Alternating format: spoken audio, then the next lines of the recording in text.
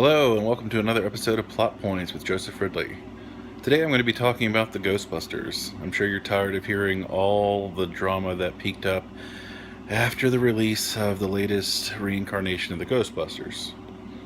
But here's the thing. I think with the new Ghostbusters film that was just released, we do have an opportunity to still get our official third Ghostbusters film.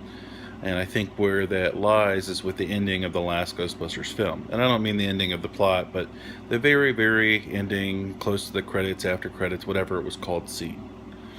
But with that ending, you see Sigourney Weaver playing a new role, Leslie Jones doing some research and asking about a character named Zool. Now, any fan of the original Ghostbusters films will know that Zool is the primary antagonist of the first film. But I think there's potential here. I think what you could easily have happen within the course of a sequel connecting film is a story plot point that brings Zool into the new Ghostbusters film while also opening up a gateway into this alternate parallel universe where exists the original Ghostbusters. Yes, we wouldn't be able to have Harold Ramis, but it'd be a great way to get Bill Murray back, Dan Aykroyd, and Winston Zeddemore and Ernie Hudson in that role.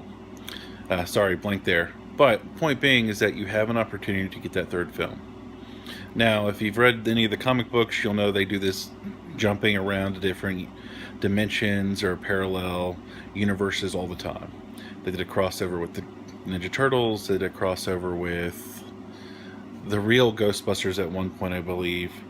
They've done many different crossovers within the spectrum of those books and could easily link to what we've seen in the film. And honestly, I think that would be pretty interesting.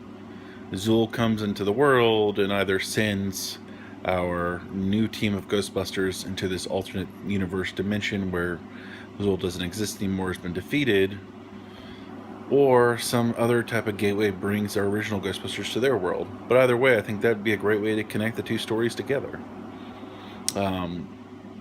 You can even play off the fact that Bill Murray was in the new film, or that some of these other more popular characters were in the film as well, such as Ernie Hudson's character as Leslie Jones's character's uncle. But the point being is that you have a way to do this, and that's my suggestion.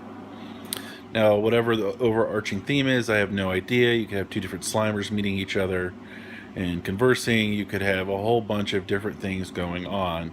But I think if you want to revive the original Ghostbusters, you should use the new Ghostbusters to do it.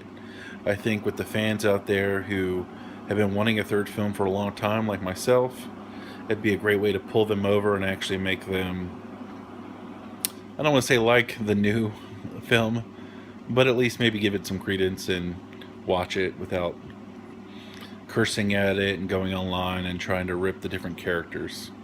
Look, I'm a fan of the original films. I'm a fan of the real Ghostbusters.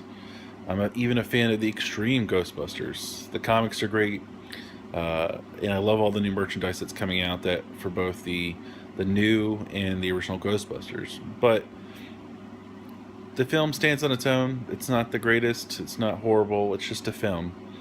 But instead of looking at it as this burden and not the fans not getting what they want, look at the film as an opportunity to get what we want. And I think the best way to do this is that if we put in is that we want both, or we put in that we want some sort of connecting film, that's a way to get that third film we've been wishing for a long time. That's just my idea. Anyway, this is Plot Points. Thanks for joining.